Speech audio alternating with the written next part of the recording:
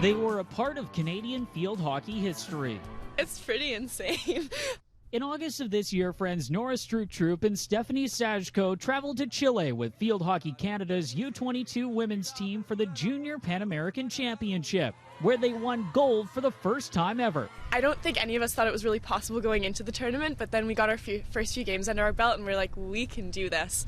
It was definitely the coolest thing I've ever been involved in, and I think it was even more incredible knowing how much work we'd put into that. It was pretty surreal, the whole experience. Honestly, for me, probably the semifinal match was the most intense, just because our whole purpose for going to the Pan American Games was obviously to qualify and also place well. So I'd say after the semifinal match, that was probably the biggest shocker. We were like, oh my gosh. Now Stroop and Sajko will be joined by fellow UVIC Vikes player Libby Hogg on their next international adventure to South Africa for the Junior Women's Field Hockey World Cup. Junior Worlds is basically the best 16 teams in the world competing against each other.